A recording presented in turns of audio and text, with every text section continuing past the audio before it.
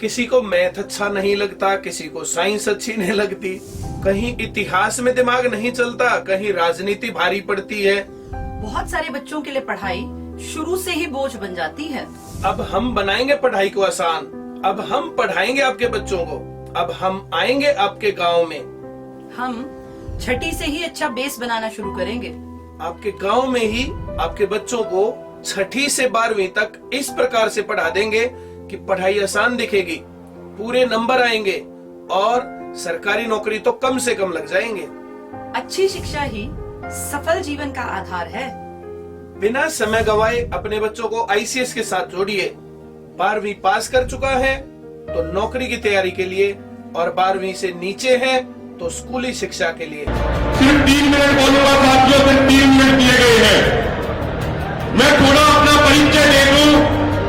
मैं हरियाणा की उस खाप का एक नौजवान हूं जिस खाप के चौधरी कुशाल सिंह दैया ने गुरु तेग बहादुर जी के शीश के लिए अपनी कुर्बानी दी थी। जब गुरु तेग बहादुर जी की शहादत हुई थी और भाई चेता सिंह गुरु जी का शीश लेके जा रहे थे और मुगलों की सेना उनके पीछे लगी थी, तो भाई चेता सिंह सिंधु बॉर्डर के पास के गांव गढ़ी में पहुंचे। वहां पे 85 वर्ष के चौधरी कुशाल सिंह दैया ने सारी बातें सुनी और समझी। उसके बाद उन्होंने अपने बड़े बेटे से कहा कि गुरु जी के शीश का मान सम्मान रखना बहुत जरूरी है, इसीलिए मेरा सरकार के मुगलों की सेना को दे दिया जाए और जिसकी वजह से गुरु जी का शीश आगे जाना चाहिए। तो मैं उस भाग का एक नौजवान हूं। मेरे पंजाब के भाइयों,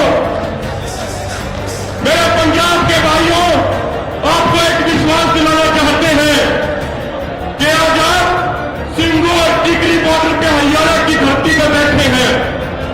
यदि आपके मान सम्मान के लिए, आपके स्वाभिमान के लिए, आपकी पगड़ी की इज्जत के लिए यदि हमें अपना शीश कटाना पड़ा तो 85 वर्ष के चौधरी कुशाल सिंह दैया की तरह हरियाणा के एक नौजवान अपना सिर कलम कराने को तैयार है।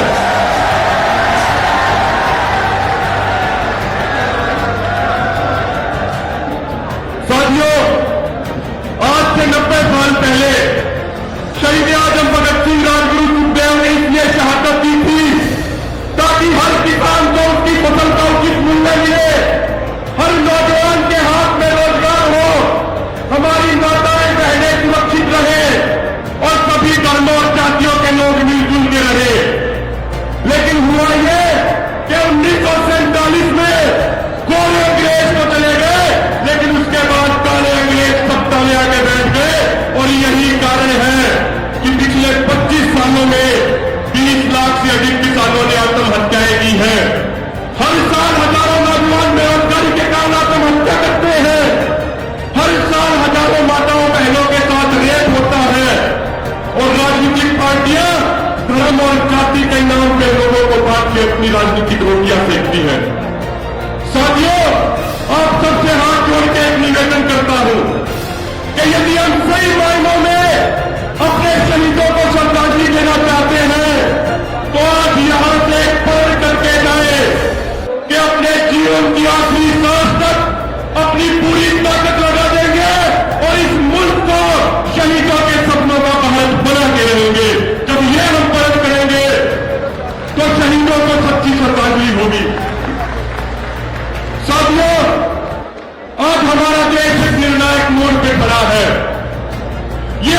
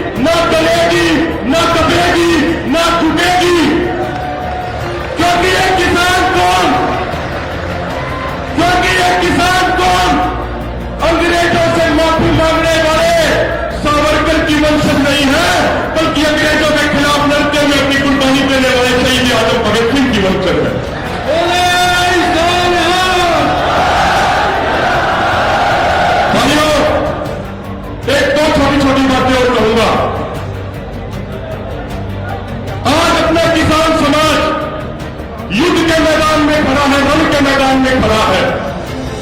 मेरे भाइयों, युद्ध में वही सेना जीतती है जो अपने सेनापतियों पर पूरा विश्वास रखती है, जो अपना 80 करोड़ किसानों का एक परिवार है। इस परिवार के मुखिया हमारे सीनियर किसान नेता है जो मंच पे सामने बैठे हुए हैं। साथियों, कुछ लोग अफवाह फैलाते हैं कि नौजवानों और सीनियर लीडरशिप में मतभेद है, लेकिन मैं आपको एक विश्वास दिलाना चाहता हूं कि एक एक सीनियर लीडरशिप हमारे और आपके लिए अपनी कुर्बानी देने को तैयार है। इसलिए हमें अपने सेनापतियों पर पूरा विश्वास रखना चाहिए। भाइयों, ये 28 साल का नौजवान आज आपके सामने खड़ा है। मैं यहां पे खड़ा हूं क्योंकि हमारे सीनियर लीडरशिप ने हमारा मार्गदर्शन किया, हमें आगे बढ़ने के लिए उत्साहित किया। एक अंतिम बात कहूंगा भाइयों, साथियों, ये बीजेपी के लोग हमें कभी आतंकवादी बोलते हैं, कभी विदेशी फंडिंग के आरोप लगाते हैं। हम मोदी साहब से एक बात कहना चाहते हैं कि मोदी जी, जो आपने चश्मा पहना हुआ है, इस चश्मे में एक लेंस अडानी का है और एक लेंस अंबानी का है। इस अडानी अंबानी वाले चश्मे को उतार के देखिए, इन नौजवान भाइयों में आपको आतंकवादी नहीं बल्कि शहीद आजम भगत सिंह, राजगुरु और सुखदेव दिखेंगे। अपना ये अडानी अंबानी का चश्मा उतार के देखिए, हमारी माताओं बहनों में कोई फॉरेन फंडिंग लेने वाली नहीं बल्कि झांसी की रानी लक्ष्मीबाई दिखेगी। एक बार चश्मा उतार के तो देखिए। नौजवान भाइयों, दो चीजों का ध्यान रखना जो आपने 10 साल के सामाजिक जीवन में सीखी है। नीति और नीयत साफ रखना, नीति और नीयत साफ रखना। दुनिया की कोई ताकत आपको सफलता से नहीं रोक सकती। और एक बात अपने मन में यह याद रखना कि बड़ी लड़ाइयां साधनों से नहीं बल्कि साधना से जीती जाती है। और अपना किसान समाज पिछले 4 महीने से दिल्ली के बॉर्डर पर बैठ के साधना करना है। मोदी साहब, 2 पंक्तियां आपको चेतावनी के तौर पे। हमारा जो इतिहास है यह शहीदों की कुर्बानी और खून से लिखा गया है। तो मोदी साहब कान खोल के सुन ले कि खून से लिखा इतिहास हम शाही से नहीं मिटने देंगे। खून से लिखा इतिहास हम शाही से नहीं मिटने देंगे। बेच दिए होंगे जेल और जहाज तूने, लेकिन अपने देश के किसान को हम नहीं बिकने देंगे। अपने देश के किसान को हम नहीं बिकने देंगे।